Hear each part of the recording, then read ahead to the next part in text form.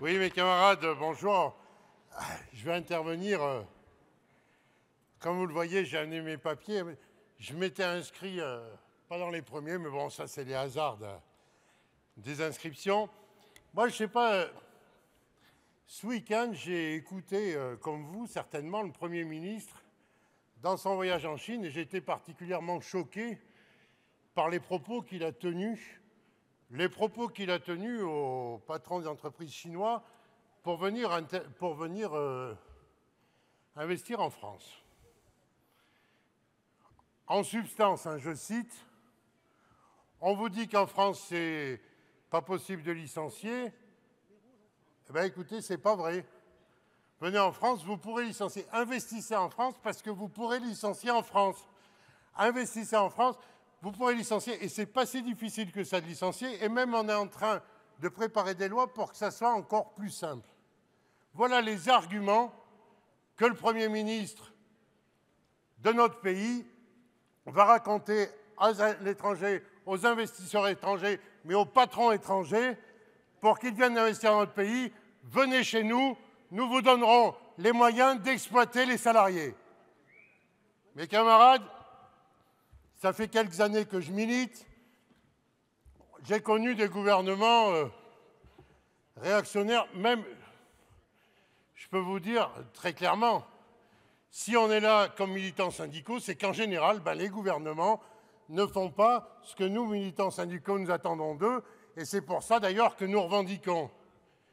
Mais ce gouvernement a quand même une particularité, c'est que non seulement il écoute les patrons, on va dire c'est assez habituel, mais il devance même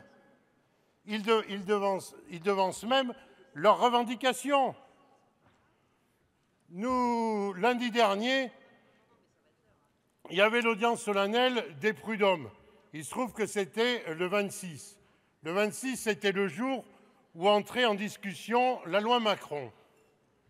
Nous avons décidé, notre union départementale, avec les camarades de l'union départementale CGT d'ailleurs, alors il ne s'agissait pas d'un appel à la grève, il s'agissait de marquer le coup pour dire qu'on ne veut pas de la loi Macron. Parce que quand Manuel Valls va parler chez les patrons chinois et ailleurs pour dire qu'en France, on est en train de déréglementer le droit du travail, l'instrument de la déréglementation du droit du travail, il y en a beaucoup, mais il y en a un aujourd'hui, c'est la loi Macron. La loi Macron qui s'en prend, et vous le savez tous, mes camarades, qui s'en prend au travail du dimanche, qui veut élargir les autorisations de travail du dimanche. La loi Macron qui s'en prend au droit des salariés d'être défendus devant les prud'hommes. La loi Macron qui s'en prend au travail de nuit. La loi Macron qui accorde de nouvelles facilités de licencier, j'en passe et j'en passe. Et vous connaissez tous, mes camarades, ce qu'elle contient. Et puis, ce sont des dizaines et des dizaines d'attaques. La semaine dernière, à la commission exécutive de notre union départementale, les camarades nous ont fait état d'un certain nombre de bagarres qui se déroulent. Par exemple, jeudi dernier, 2 collèges qui ont décidé de se mettre en grève parce qu'ils n'acceptaient pas, parce que là aussi on vous dit, vous savez, il paraît qu'il y a la priorité à l'éducation nationale. Je ne sais pas chez vous, mais en tout cas, nous, en Haute-Loire, la priorité, elle se traduit par des suppressions de classes, qui fait qu'il y a 2 collèges la semaine dernière qui se sont mis en grève, et en grève massive, à l'appel de Force ouvrière, de la CGT et dans un des collèges de la FSU pour refuser les suppressions d'emplois. Il y a eu des mouvements de même type aux finances publiques. Il y a des mouvements dans les hôpitaux contre la remise en cause des pauses, contre les suppressions d'emplois, etc. Mes camarades, ça monte de partout. Notre camarade nous a parlé tout à l'heure des routiers. Il y a des mouvements là aussi. Alors, c'est une certitude, et Jean-Claude, dans son rapport introductif d'ailleurs, l'a indiqué, profession par profession, nous n'allons pas nous en sortir. Face à la violence des attaques qui nous sont faites contre nos salaires, contre les services publics, contre nos emplois, mes camarades, oui, c'est vrai, il est temps, il est plus que temps de constituer le rapport de force, constituer le rapport de force. Mes camarades, il n'y a pas 36 manières de s'y prendre. Il n'y a pas 36 manières de s'y prendre. Nous avons adressé un avertissement le 16 décembre dernier. Le 16 décembre dernier, Jean-Claude l'avait dit, effectivement, la loi Macron et l'ensemble des attaques nécessitent une grève. Eh bien, mes camarades, c'est bien sur ce terrain-là, c'est bien sur le terrain de la préparation de la grève interprofessionnelle que notre congrès doit se situer. Mes camarades, pour bloquer l'austérité,